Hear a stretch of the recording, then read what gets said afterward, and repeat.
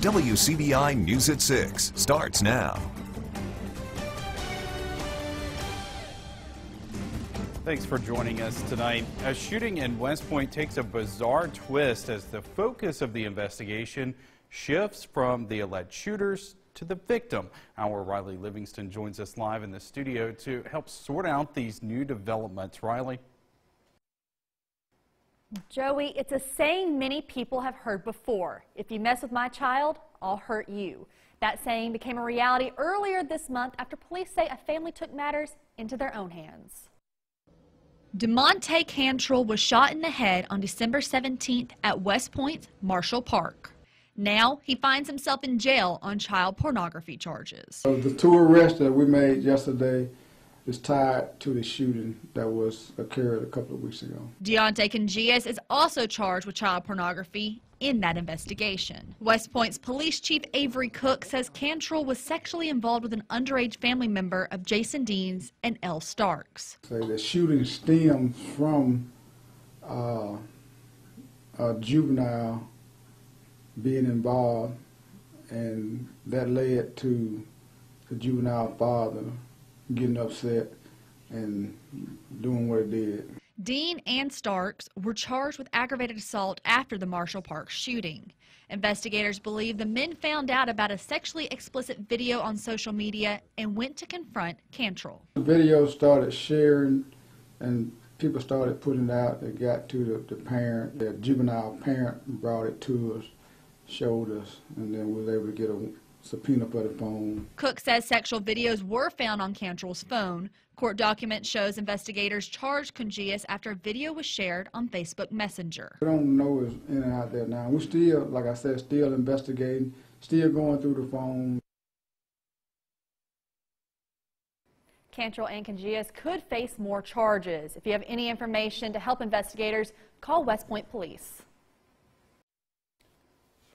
A Clay County deputy escaped serious injury after crashing his patrol car on the way to a call. Sheriff Eddie Scott says the deputy was responding to a pursuit that was coming into West Point just after 10 p.m.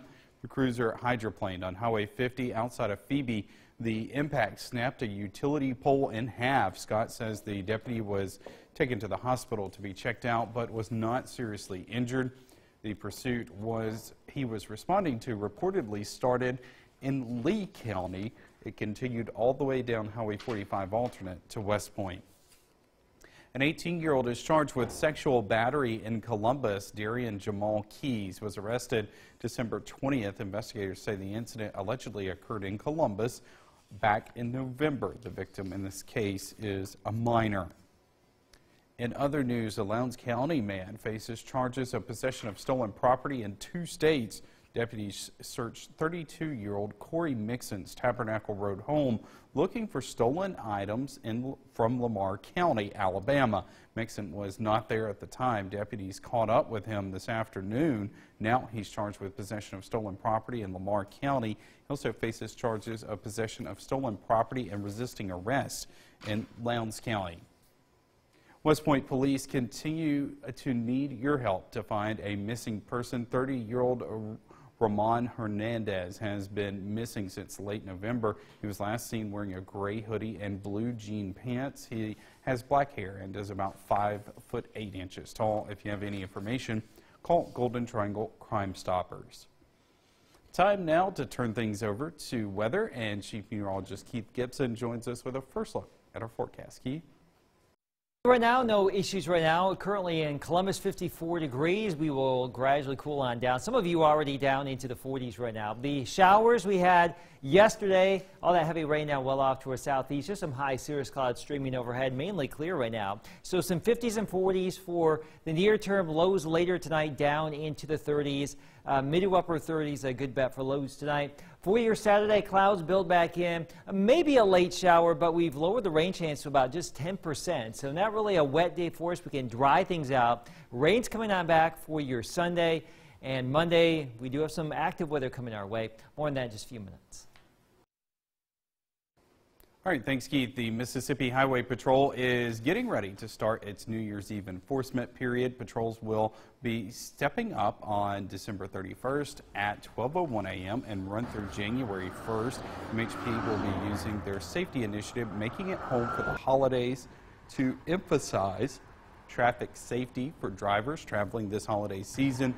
During the 2017 New Year's Eve enforcement period, they investigated 119 crashes, including one fatality on state and federal highways and interstates.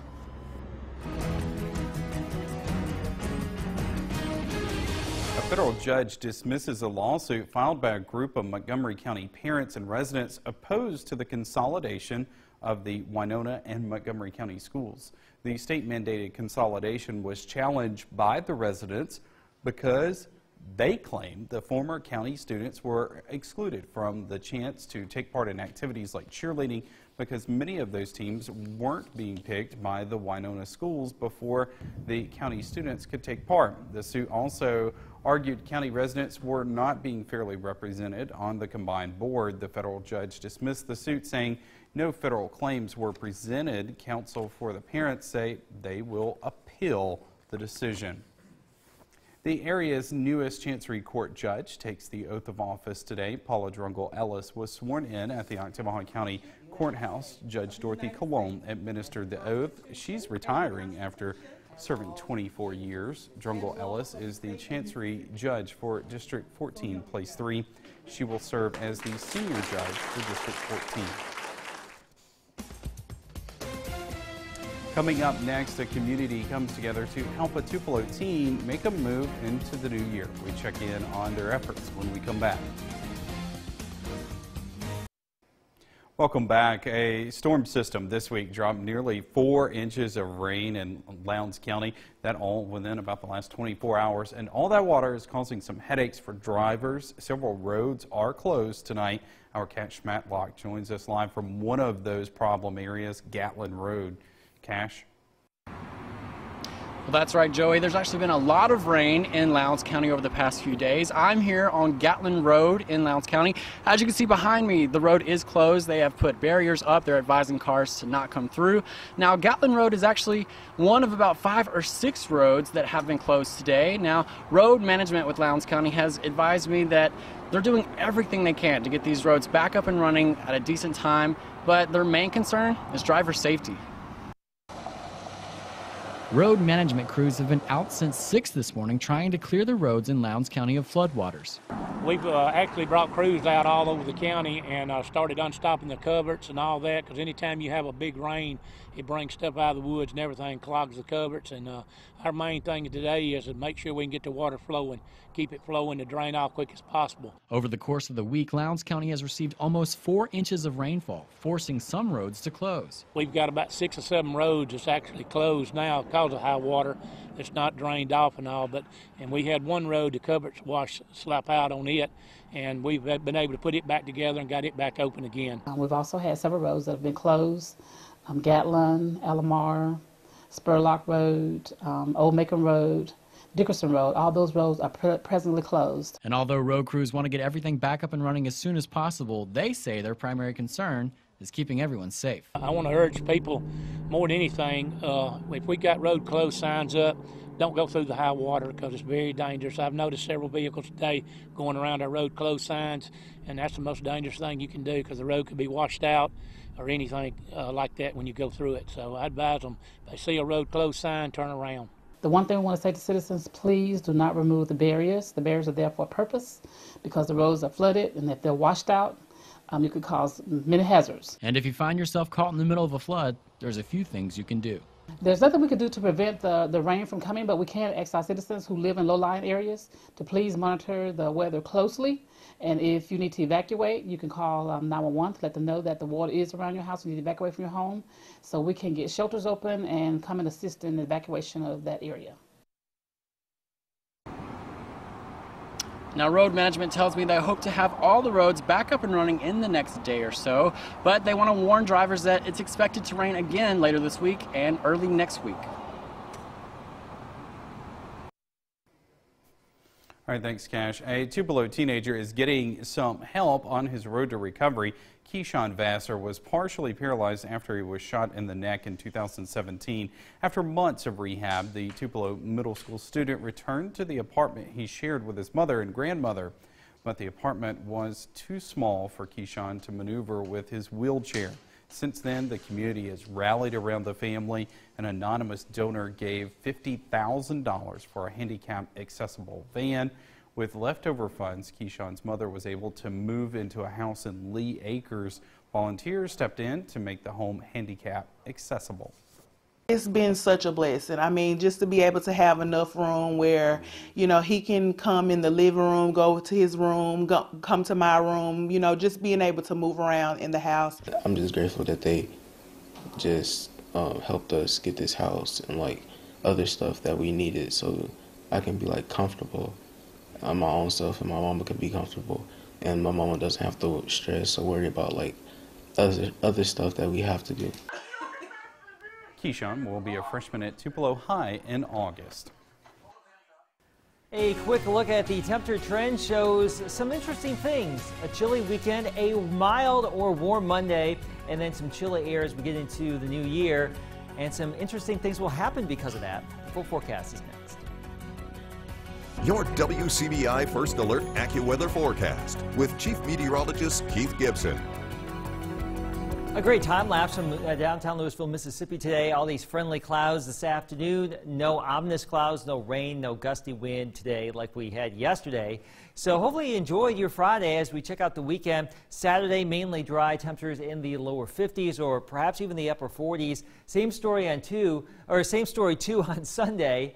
We're looking at the 50s or maybe some upper 40s, but the rain will come on back and even a few thunder showers will be possible. Right now, no rain there. That's our live Doppler radar. We push the rain, the clouds off to the southeast. High pressure trying to briefly move on in. So let's just savor the quiet weather while it lasts because more active weather is coming. There is some colder air back to the northwest and that will come in later tonight. So we're in the 50s and 40s now. Later tonight, down into the mid to upper 30s. Can't rule out some fog out there because all this lingering moisture, but most likely not a big widespread problem because we'll still have a northwest wind stirring things up just a little bit. 40s to low 50s for our Saturday. Increasing clouds, but I think for the most part we're going to remain dry. Just not quite as mild as what we had today. A better rain chance, though, across southern parts of Mississippi and Alabama, closer to the coast. We pushed the moisture down to the coast today, and that's where it's going to be tomorrow before it starts lifting back. Now, here's the big pattern. Through the weekend into next week, we have this southwesterly flow.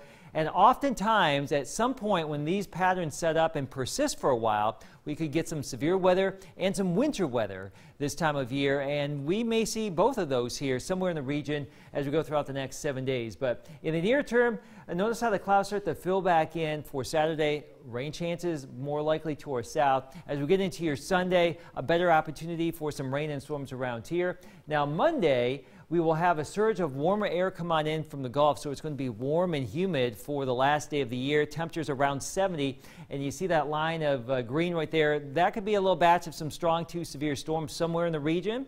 We'll watch that. A front will move on through. Colder air comes on in behind it, and then we'll have another system zip on through, and that would give us a chance for maybe some wintry weather at some point Wednesday or Thursday night here with a cold rain to start, and then on the backside of it, maybe some snow, but that's still yet to be determined. Just a little topic of conversation here on our Friday. Right now, we're looking at some 50s for the weekend and some 40s. Rain returns on Sunday. A good chance for rain there Sunday into Monday. And then some 50s for New Year's Day, Joe, is actually looking pretty good to sit home and watch some football. All right, thanks, Keith. Mississippi State makes an important visit during their time in Tampa. More on that coming up next in sports. Your WCBI Sports with Courtney Robb is brought to you by your local Ford dealers. Go further. Mississippi State getting things going in Tampa and having quite an eventful day for just their second day. We check in now with Sports Director Tom Ebel, who's live with information on what the Bulldogs have been up to. Hey, Tom. Thank you, Courtney. Back here outside of Raymond James Stadium, the home of the Tampa Bay Buccaneers in the beautiful Sunshine State in Tampa Bay, Florida. Talking about Mississippi State, they'll be playing here on New Year's Day on Tuesday of next week, but the Bulldogs were practicing a little bit up the road from right here in Raymond James at Tampa Jesuit High School, which is just up the road. Beautiful high school football facility. For those of you high school football fans out there, look up Jesuit High School's football field, Corral Stadium. Beautiful complex. So the Bulldogs getting back to work today, cool, calm, confident, feeling good, enjoying being on a football field again after a crazy 48 hours. But as we reported yesterday, everyone is academically eligible, everyone is healthy. But Mississippi State getting a chance at, these 15 extra bowl practices thanks to punching their ticket, giving some younger guys some reps. We saw Jalen Maiden at quarterback. Some of the freshmen was able to catch Jet Johnson going to work with the linebackers today, a little bit more than what we saw in the regular season. So a lot of opportunities for the young guys as they head towards next year. But speaking of going from the young guys to the older guys, 3 big-name guys who are playing in the Outback Bowl against Iowa next week: Jonathan Abram, Jeffrey Simmons, and Montez Sweat. All 3 of those projected first-round draft picks in April's NFL draft.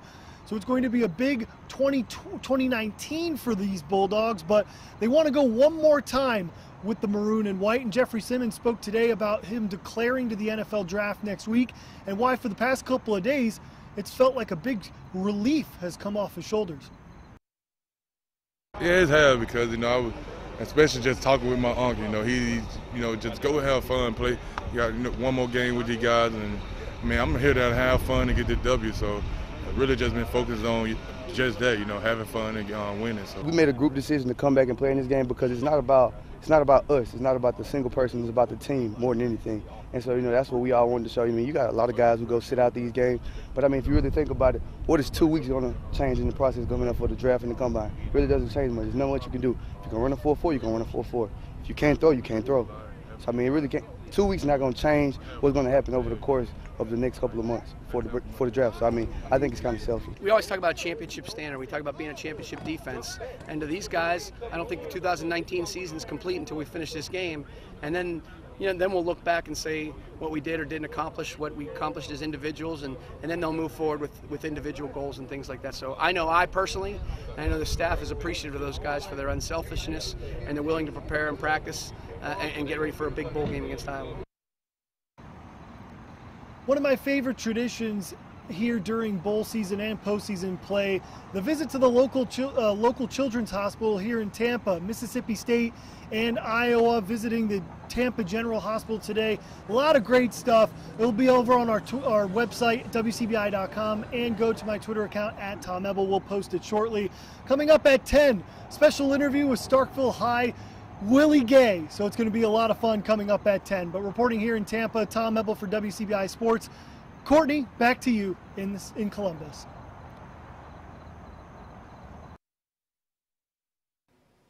Thank you, Tom. Looking forward to all of the stuff that you're going to be sending to us and bringing to us live from Tampa.